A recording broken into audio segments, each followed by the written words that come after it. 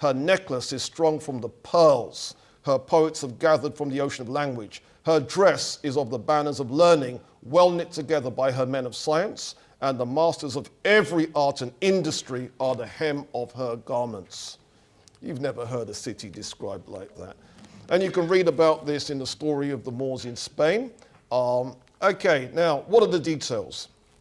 The Muslim city of Cordoba in Spain was much like a modern city by at least the year 950 AD. It had raised streets drained by sewers. It had raised pavements, it had street lamps, and it had a population of 1 million people. There were at least 200,000 properties and 60,000 mansions and palaces for the elite. The grander homes were 2 stories. They had latrines, running water, and the fine gardens surrounded the large buildings. There were 900 public baths and many private baths, 800 public schools and many colleges. Education was offered to girls as well as boys. This is an Islamic situation. We're understanding this. The El Zahra Palace, almost a city by itself, had 15,000 doors of brass and iron. By the way, I did actually visit that site. It is off the charts. If you get the opportunity, visit Spain, check out the Medinet El Zahra Palace.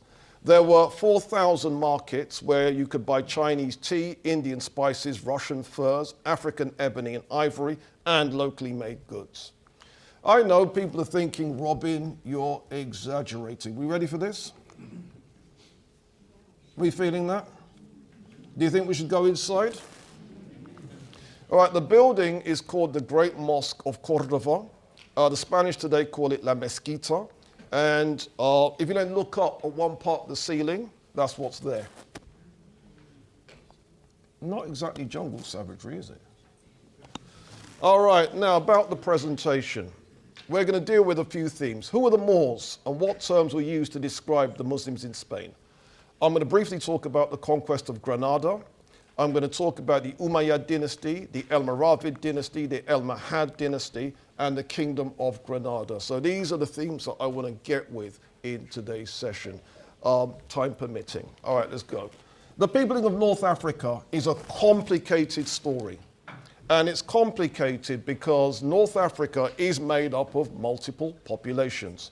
Now, the very first people there were Africans. And they were descended from the people who created the Saharan rock paintings.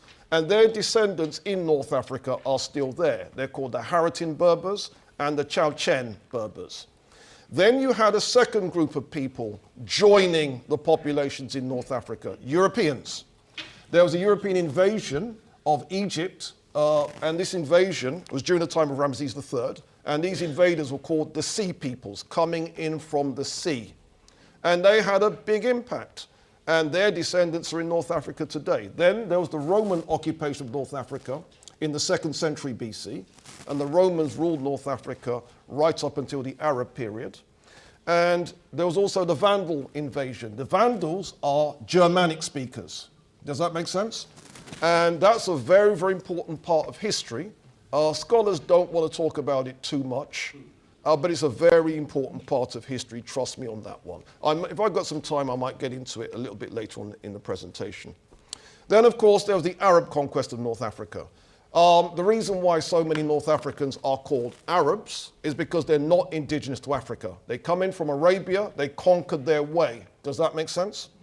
And they conquered in the 7th century AD, and right now, 2022, they're still there, and they are the dominant population. Then you have Europeans, another group of Europeans entering North Africa as slaves. And these people entering North Africa as slaves came from the Slavic states. Slavic states, Eastern Europe. Does that make sense? One of the reasons why Eastern Europeans are to this very day called Slavs, and one of the reasons why Western Europeans have beef with Eastern Europeans. And as you know, that's what Brexit was all about. Right? Someone must have mentioned the war. All right, and then you had another group of people joining the population in North Africa, Africans, who were captured as slaves and brought there after the 16th century. Does that make sense? Now, the point is, do not confuse group 1 with group 5. Are we understanding this? And scholars do that, and why they do that is so they can present all black North Africans as descended from slaves in the 16th century, and then present the Europeans that conquered during the Sea Peoples period as the original North Africans. Do you get it? This is why the details matter. Okay, now the original Moors, the oldest art in North Africa are the Saharan rock paintings. And the Saharan rock paintings, we feeling that image? And if you can Google them, you can see they're all Africans. And the descendants of that are the Haratin Berbers and the Chowchen Berbers. And that's what a typical Haratin looks like, all right? But we mentioned the Sea Peoples, the Vandals, the Romans, and their descendants, and intermarriage took place between them and the original Moors. Does that make sense? So you now have Moors that look like this. Are we understanding that? Now, this woman is a part of Moorish history too. Does that make sense? So what usually happens is black scholars say, well, the term Moor means black, so it's black history. No, she's in it as well. Does that make sense? Yeah? All right. So what are the terms that appear in the literature? You've got the term Moor, which is the European term meaning dark or black. That's the term Europeans use to describe the black people in Spanish history. Then you've got the term Berber, and that's the term that Arab scholars use. It's a linguistic term, people speaking Berber. The origins of Berber, by the way, is in East Africa, in the Horn of Africa. You can link ancient Egyptian, you can link Berber, you can link Cushitic, which is Somali, you can link Hausa or Chadic. They all go back to one parent, which is in the Horn of Africa. That automatically tells you that the very first Berber speakers were sub-Saharan Africans. Then you've got the term Arab. Now, a lot of scholars are happier using that because it's better than saying African. Do you see why people are happier saying that? Now, in truth, the term Arab can, with justification, be used because the official language used during the Moorish period was indeed Arabic. All right? Then you've got the term Saracen. Right, you old heads here, who remembers the TV series Gladiators? Right, did you notice that all the black gladiators had race-specific names? There was Shadow. Everyone's forgotten this, right? All right, for you young heads here, this is what Britain was like back in the day. So you got the gig, you became Shadow, you became Rhino, you became Nightshade. And of course, yeah, Google this. And of course you had Saracen. Now what the word Saracen means is desert dweller. It's coming from the word Sahara. The problem with the term desert dweller is it doesn't tell us, is this the African desert or the Arab desert? Which one? Does that make sense?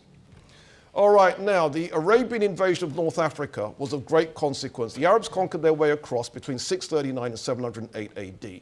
Many Africans fled south from North Africa to lands south of the Sahara to avoid being enslaved. This is why in Africa today, non-blacks live north of the Sahara and blacks live south of the Sahara. Do we get this?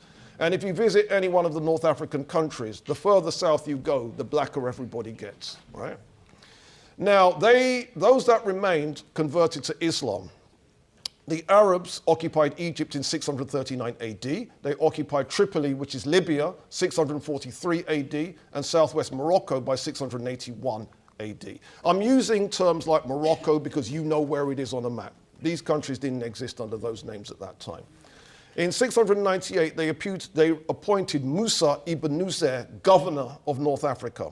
However, Musa wanted to take control of Spain, but feared that an invasion at this time would exhaust his armies. So he had to think of, what am I going to do next? Musa ibn Nusair is a Yemeni, so he's from the Arabian Peninsula. But the Yemenis, do any of them look like any of you? Yes. Yes. So that's another story. All right, so what was going on in Spain? Well, in Spain, the Visigoths, the Germans, had been in control for the previous 200 years.